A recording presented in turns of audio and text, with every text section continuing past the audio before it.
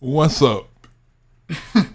YouTube, it's your boy JP's on the keys, and it's too easy. I know we back with some bangers. I took a couple of days, what I'm saying, had to get right.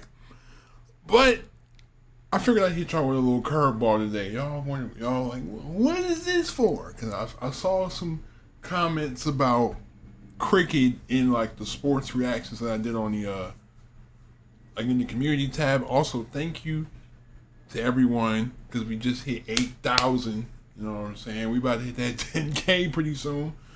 But I figured, since I'm American and I've been very bathed in Western culture, cricket is one of those sports that I have no knowledge about. From what I've seen, my first impression is, this is a version of a version of baseball, maybe. But let me just look. You might get triggered by this. You might laugh. I don't know, but I feel like I need to just something I want to dive deep into. Just want to look. Hopefully the people that are familiar with this sport don't get triggered by watching this. I mean, if you are. So you want to know about cricket? Great. It's an excellent sport enjoyed by billions of people all over the world. And the rules are not at all confusing. Just kidding. They're pretty confusing. Does Morton get back down this end before Chanderpaul can turn and get back? If he beats him back, Chanderpaul is out. Who's touched the bat first? Have no fear, though. We're in this together, and we'll have you knowledgeably sipping tea and spectating at Lord's in no time. Okay, so first of all, let's get one thing out of the way. Despite the shared batting of pitch balls and affinity for standing around in fields of grass, the sport has very little in common with baseball. Sorry. You can't say that. I've said it before. I know people have gotten on me for saying that. It's nothing like baseball. To disappoint Americans. Still, though, we'll use America's pastime as the starting reference point for convenience sake. Because, well, it's awesome, and the two do have some things in common. In baseball, the game is played within the confines of boundaries that determine whether a hit ball is fair or foul. But those don't exist in cricket. Instead, the entirety of the field is in play. A cricket field is made up of a large grass oval with a 66-foot-long playing area, or pitch, in the middle. Applied to baseball, this setup would have made Carlton Fisk's home run a lot less memorable. No dramatic waving declaring the ball fair at all. Set up on both ends of the pitch, the part in the middle, are what are known as wickets. Wickets are made up of 3 wooden poles, called stumps, which are hammered into the ground and connected on top by 2 horizontal wooden pieces, called bails. Among other things, the wickets are the bowlers, think pitchers, target, but we'll talk more about wickets later. Cricket teams are made up of 11 players. All 11 play the field, and all 11 bat, most of the time. While cricket has innings, technically, they're very different from the sets of 9 innings that most Americans are used to watching. In most types of cricket matches, the type you're most likely to catch on TV at least, the teams bat only once. That's it, 2 innings, 1 time through the batting order each, for all the marbles. But there's a catch, pun intended. 2 batters are essentially up at any given time. And each batter, or batsman in cricketese, continues to hit until they're out.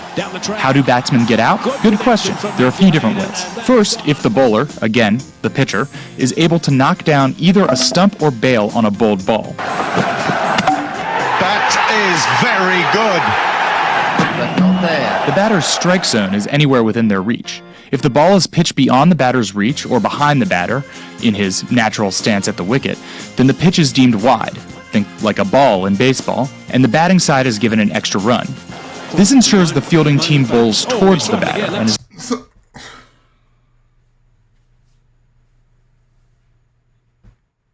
Hold on. I just got hit with mad rules. So the bowler has to throw it at such an odd angle that it bounces off the ground and has to hit one of the little wicket things, or if the batter misses, then he's out. But think about how much stress that puts on your shoulder. Like, you out here,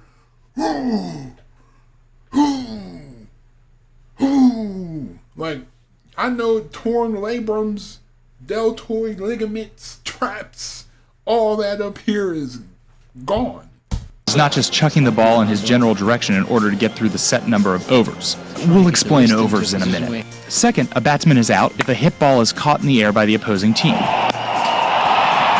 Should be out. The third way a hitting batsman can get out is where that second batsman comes into play, and where cricket gets exciting. While one batter, the striking batsman, is being bowled to, the other batter, the non-striking batsman, stands by the wicket on the opposite side of the pitch. Each time the ball is put into play or hit, both batsmen run to the opposite side of the pitch as many times as possible. Each time they both do so successfully, it's a run. If the fielding team is able to throw the ball at the wicket, knocking down a stump or bail, or if it's thrown into the wicket keeper or bowler, who then does the same, before that batsman makes it back to the end the ball was thrown to, then he is out. Now yes, that all sounds very technical, but it essentially boils down to throwing a ball at a stick to get a guy out. Or a ball, Clint. Hit him, Matt. Oh, it's out! And, as we said up top, this game is exciting. There are even home runs and grand slams. If the striking batsman really puts a charge into the ball, sending it past the outer boundaries of the oval in the air, it's called a six, good for 6 automatic runs. If the ball hits the ground before bouncing over the barrier, it's a 4, which, you guessed it, is good for 4 runs. This run scoring continues through the striking team's batting order, with the field of play flipping and the bowler changing after 6 bowled balls.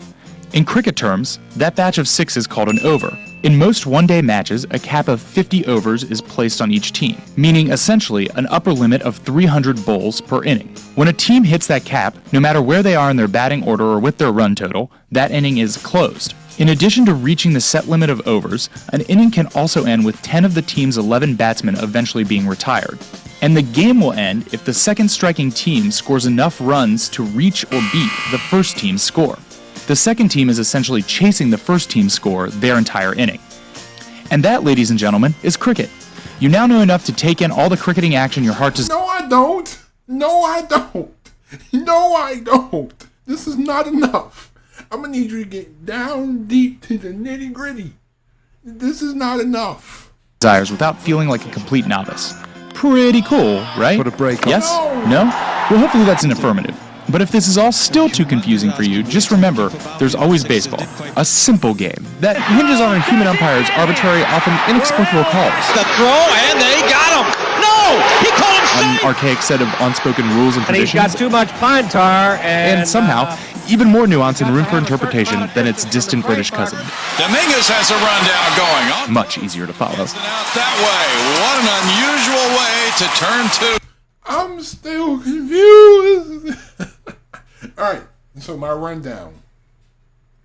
The bowler throws the ball at the batsman, and the object of the bowler is to hit the stick behind. The object of the bowler is to hit the stick behind the batsman, and then the bowler has to throw it at an angle that it hits then it bounces off the ground and hits the stick. So, and then we get the batsman can hit it, and if it goes over the fence, it's 6 runs. And then if it goes and the bounce hits the ground and goes over the fence, that's 4 runs. And then once the batsman hits, they keep alternating from corner to corner to corner to corner. That's a run every time until the defense hits the stick with the ball. I